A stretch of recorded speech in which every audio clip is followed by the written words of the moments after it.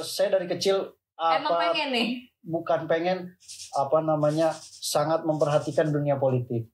Iya, dari zaman sekolah lah. Berarti emang suka perpolitikan. Warga negara Indonesia dari berbagai pulau banyak yang istilahnya transit atau bertransportasi melewati Soekarno-Hatta atau Provinsi Banten. Dan juga kita punya pelabuhan. Jadi orang Lampung, orang Palembang sekarang ada tol nggak jauh untuk Banten. Karena sebenarnya kekuatan terbesar wisata di Provinsi Banten ada di teman-teman semua, ada di masyarakat Provinsi Banten. Kemudian wisata budaya, mungkin Banten bisa menggelar festival budaya seperti di Prambanan, di Borobudur, Prambanan Fest. Kemudian ada wisata alam di daerah Lebak, Pandeglang, Selatan, dan mungkin ada wisata budaya juga di wilayah selatan seperti Baduy, Museum Multatuli kalau anak-anak mahasiswa itu kan suka ke sana. Kemudian Banten Lama. Jadi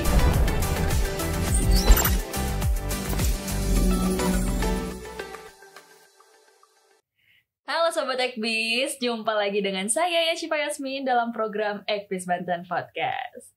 Oke, hari ini tidak seperti biasanya, kita kedatangan tamu seorang milenial nih. Nah, hari ini kita kedatangan DPRD ya dari Provinsi Banten. Betul. Yaitu Bang Muhammad Mamdu. Selamat datang, Bang. Ya. Ini kita manggilnya Abang aja ya. Karena kan masih muda, ya kan biasanya kita Pak manggilnya. Kali ini Bang aja. Boleh. Karena kelahiran berapa, Bang? 96. Nah, kan itu milenial banget. Jadi ini masih fresh nih ya. Harus fresh terus. Di Komisi 3 berarti ya, Komisi Bang, 3. ya? Dan ini berarti pertama kalinya menjadi anggota DPRD. Pertama kali first time kali gimana maju. Nih? First time jadi anggota DPRD perasaannya? Perasaannya ya satu, merasa ini sebuah tantangan karena jadi DPR itu kan kita wakil rakyat. Betul. Mandataris rakyat, representasi masyarakat Provinsi Banten, umumnya dapil saya khususnya. Jadi agak semangat, pressure enggak, cuma selalu berupaya menjadi tertantang berarti nih. Sangat tertantang. Tapi gimana deh ceritanya kok bisa sampai jadi anggota dewan? Ya. Latar belakang Bang Mamdu ini seperti apa? Apakah emang dulunya sering organisasi atau bagaimana? Ya. Jadi memang kalau saya selama menjadi mahasiswa dulu aktif, gemar berorganisasi. Semua saya coba, baik itu di BEM, ada ya, sampai sekarang masih ada BEM ya? Masih ada dong. Himpunan juga pasti. Senat mahasiswa, dulu aktif di pergerakan di Himpunan Mahasiswa Islam. Oh, Masya Allah, tabarakallah. Ini kalau boleh tahu jurusannya apa deh, Bang? Saya S1 Hukum, S2 juga Hukum. Berarti aktif di BEM Hukum ya? Ya, di Fakultas Hukum Undip dulu. Masya Allah. Jadi dari jurusan hukum sempat aktif di organisasi BEM Hukum. Betul. Lalu organisasi apa lagi tuh? Banyak saya ikut di organisasi. Jadi selama kuliah banyak organisasi yang saya lalui sampai lulus S1 pun saya masih berproses di PBHMI, di Himpunan Mahasiswa Islam, terakhir menjadi wakil bendahara umum di PBHMI. Kemudian saya lanjut mencoba aktif di organisasi baik itu di HIPMI mulai setelah lulus, di Ansor juga. Karena bagi saya berorganisasi minimal menambah teman, mood kita jadi lebih bagus, lebih enak ketemu banyak orang. Oke, jadi emang anaknya sosialis banget nih. Ketemu banyak orang, ke-charge energinya ya. Kita kalau di rumah malah pusing. Malah pusing ya, jadi harus sosial butterfly banget berarti. Betul. Nah, ini perjalanan sampai akhirnya memutuskan menjadi anggota dewan tuh gimana? Kok bisa ditawarin kah? Atau emang keinginan sendiri? Atau disuruh keluarga atau bagaimana? Semua komponen ada sepertinya. Semuanya berarti jadi, ya.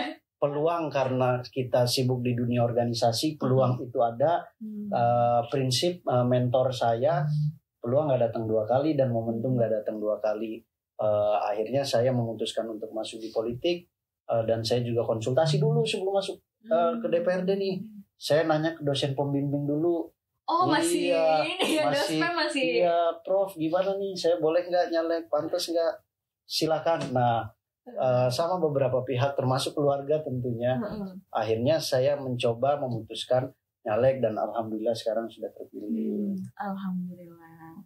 Berarti tapi sebelumnya pernah ada kepikiran gak sih untuk nyalek? Saya dari kecil Emang pengen nih? Bukan pengen, sangat memperhatikan dunia politik. Iya, dari zaman sekolah lah. Berarti emang suka perpolitikan ya? Ya, dibilang suka abstrak ya. Kenapa deh? Kenapa bisa tertarik ya? Bisa dibilang tertarik gak sih kalau kayak gitu? Kenapa bisa tertarik dengan dunia politik ini? Politik luas ya. Satu dalam konteks sosial, politik dalam bentuk non jabatan, kita bisa bersosial dan berkomunikasi dengan banyak pihak. Yang kedua, politik dalam bentuk jabatan amanah seperti DPRD ini kan kita punya political will, punya kebijakan, punya kewenangan yang mudah-mudahan itu bisa menjadi sarana pribadi saya untuk menyalurkan potensi diri terhadap kemajuan di Provinsi Banten khususnya. Jadi supaya diri Bang Mamduh ini bermanfaat, apa yang bisa, yang passionnya Bang Mamduh bisa bermanfaat untuk masyarakat, gitu ya. Amin ya Rabbal Alamin. Tapi sejauh ini berarti dari kampanye sampai dengan kemarin sempat reses, bagaimana nih kesannya nih Bang Mamduh? Jadi dari mulai kampanye deh, adakah tingkah-tingkah unik dari masyarakat? Beragam ya, terutama emak-emak yang luar biasa. Energinya melebihi kita semua. Ya, mereka banyak menitipkan sesuatu. Sebenarnya sesuatu itu untuk kepentingan masyarakat umum juga. Jadi ketemu di reses, ketemu di kampanye itu, saya melihat banyak harapan dan senyuman dari mereka supaya saya berperan aktif untuk menyalurkan aspirasi-aspirasi mereka. Luar biasa nih ya. Udah nih, kita udah kenal sedikitnya nih tentang Bang Mamduh. Mungkin kita mau ngobrol-ngobrol terkait pariwisata kali ya. Karena menarik juga nih Bang. Betul. Karena milenial pun berperan besar loh dalam kemajuan pariwisata kita gitu. Tapi Bang Mamduh sendiri gimana dia memandang pariwisata di Banten saat ini? Oke, sebenarnya kita bicara umumnya dulu. Di Banten itu kita punya posisi yang strategis loh, secara lokus, kemudian punya aksesabilitas yang kuat. Jadi kita ini penyangga ibu kota. Sebelah kita provinsi di sebelah Banten itu DKI. Mayoritas mereka kehidupannya bekerja. Kalau kata anak sekarang hektik lah. Hektik banget ya. Hektik banget dah. Pagi kerja, malam ketemu kasur, tidur. Belum lagi mereka yang tinggal di Bekasi, di ujung Jakarta harus naik KRL langsung tidur. Sehingga rutinitasnya itu bekerja dan istirahat. Nah, harusnya dan kita berharap Banten itu jadi tempat untuk waktu luang mereka. Jadi tempat refreshing, healing. Ya, kalau anak sekarang healing lah, supaya mereka merasa nyaman untuk ke Banten. Yang kedua, aksesabilitas kita. Jangan lupa Soekarno-Hatta ada di Banten. Jadi warga negara Indonesia dari berbagai pulau banyak yang istilahnya transit atau bertransportasi melewati Soekarno-Hatta atau Provinsi Banten. Dan juga kita punya pelabuhan. Jadi orang Lampung, orang Palembang sekarang ada tol nggak jauh untuk Banten. Tinggal kita mengoptimalisasi objek wisata yang kita punya. Apa sih yang nggak kita punya? Tanah kita sejuk di Pandeglang, Lebak. Betul. Iya, subur itu durian kalau akhir tahun ya. Betul banget. Ya, kemudian yang kedua hidrografi kita punya sungai, kita punya curug. Coba ada curug apa yang bagus? Ada di Pandeglang ada beberapa. Kemudian kita punya pantai yang luas. Betul. Ya, kemudian wisata budaya. Kita punya Banten Lama. Punya histori dan value nilai budaya yang tinggi. Artinya apa? Menu-menu objek wisata kita sudah luar biasa ditopang dengan akses. Tinggal kita mengupayakan secara optimal agar wisatawan mau berkunjung ke Provinsi Banten dengan nyaman. Nah, tapi kan untuk saat ini belum maksimal ya untuk sektor pariwisata di Banten ini. Jadi sebenarnya kira-kira strategi apa sih Bang yang bisa membuat pariwisata di Banten ini tuh menggiurkan gitu? Oke. Jadi pertama kita melakukan manajemen dan tata kelola dulu. Saya sebagai DPRD mempunyai peran dalam pembentukan perda, controlling dan penganggaran dalam program dan aktivitas kepariwisataan di Provinsi Banten. Jadi manajemen tata kelola ini harus kita optimalisasi agar sumber daya yang ada, baik sumber daya alam maupun objek-objek wisata tidak mubazir, termanfaatkan dan terkonsep dengan baik. Itu yang pertama. Kemudian yang kedua, sebenarnya kita butuh juga peran serta masyarakat di sini. Karena sebenarnya kekuatan terbesar wisata di Provinsi Banten ada di teman-teman semua, ada di masyarakat Provinsi Banten. Contoh, generasi kita sekarang tidak bisa lepas dari dunia digital, handphone, media sosial, generasi Z, milenial itu. Jadi optimalisasi wisata, digitalisasi wisata atau digital tourism kalau kata teman-teman, itu harus kita optimalkan. Kita harus mencoba memasarkan wisata kita melalui platform-platform media sosial dan dibutuhkan SDM yang expert. Maka itu kita perlu melakukan pengawasan, pelatihan dan pengembangan kepada teman-teman, baik itu para social influencer atau tidak mesti orang yang terkenal tapi punya kompetensi seperti teman-teman kampus, teman-teman sekolah, mereka yang punya bakat, kita kembangkan bakatnya agar ini jangka panjang, agar ke depan dia punya potensi dan kemampuan untuk memasarkan destinasi wisata di sana. Dampaknya panjang loh. Jadi kalau wisata kita maju, UMKM kita laku. Pasti. Masyarakat sekitar bisa berjualan, desa-desa di sekitar bisa berwirausaha melalui BUMDes-nya, sehingga meningkatkan pendapatan desa, pendapatan asli daerah, Pemda, kota, provinsi, kabupaten, kemudian pendapatan pribadi individu para masyarakat dan para pedagang.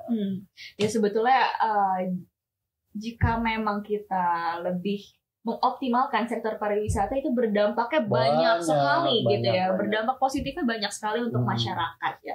Cuma mungkin untuk saat ini apakah dari sumber daya manusianya sendiri sudah memadai, Bang, untuk mengoptimalkan sektor pariwisata ini? Apakah akan ada pelatihan-pelatihan dan lain sebagainya, bakal ada nggak sih? Oke, saya selalu optimis sumber daya manusia itu pasti punya potensi dan Provinsi Banten harus optimis kita mempunyai sumber daya manusia yang baik dan bisa. Tinggal kita mengonsep secara utuh dan sistematis agar SDM itu dikelola sesuai pada porsinya, terarah, sehingga implikasi dari apa yang kita lakukan outputnya jelas. Itu tadi. Dan pokoknya banyak. Kita di Banten itu, di Tangerang Raya itu ada wisata modern. Jadi kalau anak-anak pengen yang Instagramable itu yang kekinian, wisata kuliner di tempat-tempat modern. Kemudian wisata budaya, mungkin Banten bisa menggelar festival budaya seperti di Prambanan, di Borobudur, Prambanan Fest. Isinya konser modern. Jadi harus dikemas dengan semenarik mungkin ya. Jadi dengan kita mengemas dengan baik, itu akan menjadi daya tarik yang baik. Tapi harus diiringi juga sumber daya manusia dan objek wisata yang optimal. Banten punya semua. Apalagi di wilayah selatan ya. Cuma memang di wilayah selatan masih belum optimal ya, Bang? Apanya ini? Untuk pariwisatanya. Jadi kalau saya ngelihat misal apa karena jalannya atau bagaimana tuh, itu kan masih berhubungan ya, infrastruktur dengan pariwisata. Jadi physical assessment-nya, kemudian infrastruktur internet digitalnya dan infrastruktur SDM-nya, 3 hal harus beriringan, harus diperbaiki. Jadi infrastruktur jalan di sekitar harus diperbaiki, karena sebenarnya begini, di Banten itu sama aja kayak kita ke daerah lain loh. Misal kita nginep di Anyer. Di Anyer itu kita ada wisata baru, Bukit Waru itu. Bukit Waruwangi. Bukit Waruwangi. Kemudian gak jauh juga kita bisa 2 jam mendaki gunung ke Gunung Pulau Sari. Kemudian di sebelum Gunung Pulau Sari juga pasti masih banyak air terjun dan wisata kuliner yang bisa kita singgah. Coba di Pandeglang kan ada durian tuh. Jadi sebenarnya ini sudah terintegrasi. Jadi kita berhenti ke Anyer, kita bisa kemana-mana. Tapi tinggal optimalisasi objek wisatanya sama pemasaran dari teman-teman, khususnya para kaum milenial yang punya potensi dan bakat menjadi mengembangkan digital tourism. Penting. Tapi artinya peran digital juga penting ya. Oh iya, penting. Tapi kedepannya akan nggak sih lebih memanfaatkan digital? Fokus untuk di dunia digital untuk memasarkan pariwisata gitu. Pasti itu jadi salah satu konsentrasi pemerintah Provinsi Banten. Kita juga tentu, saya sebagai DPRD perangkat pemerintahan daerah memang punya keterbatasan wewenang. Jadi kalau kita hanya bisa mengawasi, memberikan anggaran dan memberikan masukan, membuat peraturan-peraturan yang berkaitan dengan wisata, semua eksekusi ada di gubernur dan perangkatnya. Tapi betul. Tentu kami akan memberikan advice dan saya rasa ada kalau nggak salah programnya. Pelatihan program-program yang berkaitan dengan wisata digital, pemasaran dan pelatihan sumber daya manusia untuk menunjang level wisata kita menjadi lebih mantap. Nah, mantap nih ya.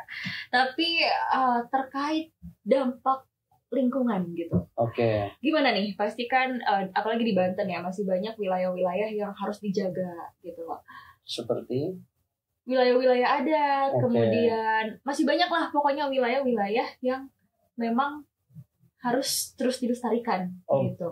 Itu gimana supaya tetap terjaga gitu loh? Nah, makanya kan kalau saya lihat jenis macam wisata itu sudah mulai terpisahkan. Wisata yang bersifat buatan manusia kita anggap itu ada di Tangerang sana, ya kan. Wisata modern lah yang nongkrong. Kemudian ada wisata alam di daerah Lebak, Pandeglang, Selatan, dan mungkin ada wisata budaya juga di wilayah selatan seperti Baduy, Museum Multatuli kalau anak-anak mahasiswa itu kan suka ke sana. Kemudian Banten Lama. Jadi bukan hanya wisata alam, wisata budaya yang punya nilai luhur yang tinggi, punya sejarah yang besar, itu wajib kita jaga dengan tidak menghilangkan unsur histori dan nilai budayanya, tapi kita jaga, rawat berdasarkan potensi minat masyarakat sekarang. Misal ya, sekarang itu kalau ada sesuatu yang touchscreen atau sesuatu yang keren. Jadi misal di salah satu tempat cagar budaya atau wisata yang berbasis budaya dan bersejarah, ya kita hiasi dengan fasilitas-fasilitas modern agar para generasi milenial, generasi Z sekarang mau berkunjung ke sana. Jadi nggak merasa bosan. Aduh, kita ke museum nih. Ya, boring banget cuma ngeliat gitu doang. Tapi saya yakin murid-murid di Indonesia, Provinsi Banten nggak akan merasa boring untuk datang ke museum. Tinggal kita sebagai pihak yang terlibat dalam dunia wisata Provinsi Banten harus bisa beradaptasi terhadap perubahan dan perkembangan zaman. Ya, jadi mengemas pariwisata tadi supaya lebih menarik gitu. Yang kekinian lah ya, bisa dibilang. Dengan tidak menghilangkan budaya luhur. Betul sekali. Tapi gimana nih? Optimis gak Bang Mamduh untuk pariwisata Banten ke depannya bakal terus maju? Optimis, sangat optimis. Apapun itu kita harus optimis dan yakin bahwa apa yang kita miliki ini menjadi potensi besar ke depannya untuk Provinsi Banten dan seluruh masyarakat Provinsi Banten. Amin. Oke nih, sebagai penghujung waktu kita mau dengar harapan-harapan dari Bang Mamduh nih untuk Banten dan untuk pariwisata Banten. Silahkan kepada Sobat Ekbis di rumah.